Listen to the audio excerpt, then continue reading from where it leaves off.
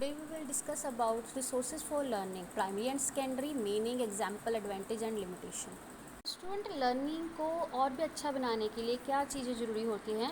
Teacher होता है, student होता है और टीचिंग लर्निंग मटेरियल होते हैं ना, या फिर रिसोर्सेज होते हैं. सो रिसोर्सेज एक पहलू है, एक पार्ट है हमारी लर्निंग का, एजुकेशन का. So according to Farrell, teaching and learning resources any sport material, ठीक है ना.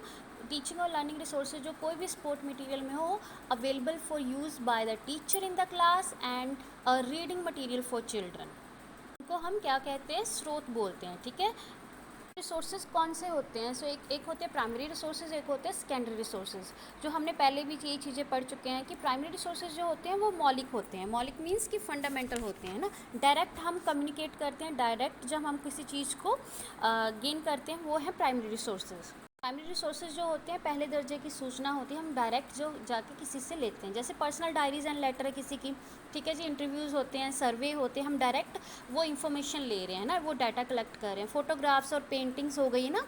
जैसे उसके बाद आ जाता है पब्लिक ओपिनियन पोल्स. जैसे जब इलेक्शन होती है तो उससे पहले ये क्या करते हैं कि पब्लिक ओपिनियन पोल्स होते हैं कि भाई कौन सी पार्टी वो जीतेगी. स्पीचेस होती है, जैसे जो धर्म मतलब कि है उनकी डायरेक्ट स्पीचेस हम सुनते हैं. ओरिजिनल डॉक्यूमेंट्स हो गए, है ना. उसके बाद आ जाता है internet communication, email and blog. जो इसमें हमारे कई लोग होते हैं जो ब्लॉग्स में लिखते हैं अपने डायरेक्ट, है ना, विचार लिख देते हैं. गवर्नमेंट रिकॉर्ड हो गए, रियलिया एंड स्पेसिमिन, जैसे प्रोजेक्ट हो गया या फिर मॉडल्स हो गए. सारे प्राइमरी रिसोर्सेज है जिसमें हम क्या करते हैं, कोई भी इंफॉर्मेशन डायरेक्ट लेते हैं. आ जाते हैं सेकेंडरी रिसोर्सेज. सेकेंडरी रिसोर्सेज कौन से होते हैं कि जिसमें हम डायरेक्ट इन्फॉर्मेशन तो नहीं लेते, डायरेक्ट डाटा नहीं इकट्ठा करते, बट किसी के थ्रू लेते हैं. जैसे बिब्लियोग्राफीज़ हो गई, है ना, जो बुक्स की वो सारी लिखी होती है. रेफरेंस बुक्स हो गई, सोशल साइंसेस टेक्स्ट बुक हो गई, वो डायरेक्ट तो हमें इन्फॉर्मेशन नहीं मिली. स्पीचेस हो गई, रिव्यू आर्टिकल हो गए किसी का, हिस्ट्री बुक्स हो गई, एटलस एंड इंसाइक्लोपीडियाज़ हो गए, जर्नल एंड मैगजीन्स, वो डायरेक्ट नहीं है, हमें किसी के थ्रू मिल रहे हैं. रिसर्च वर्क हो गए, census and economic survey report हो गई. देन है न्यूज़पेपर हो गया, अदर पब्लिश रिपोर्ट हो गई. ठीक है जी. एजुकेशन रेडियो प्रोग्राम हो गए. उसके बाद आता है कि नीड एंड इम्पॉर्टेंस क्या है social sciences teaching in learning material resources की.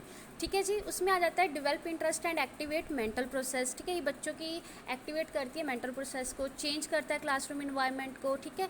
इंप्रूव करता है इंटरेक्शन लेवल को बच्चे जाके सर्वे करते हैं. कोई रिपोर्ट अगर टीचर बोलता है कि ये जाके सर्वे करो, किसी गाँव में जाकर ये वाली डाटा इकट्ठा करके लेकर आओ, तो वो इंटरेक्ट करते हैं ना, एज अ गाइड करते हैं. वो provide variety in teaching and learning. उसके बाद आ जाता है कि डेवलपमेंट लर्निंग का बेस है और साइकोलॉजी के ऊपर बेस्ड है. ये टाइम और एनर्जी सेव करता है और इन्हेंस करता है बच्चे की एक्टिविटी को. Thank you so much.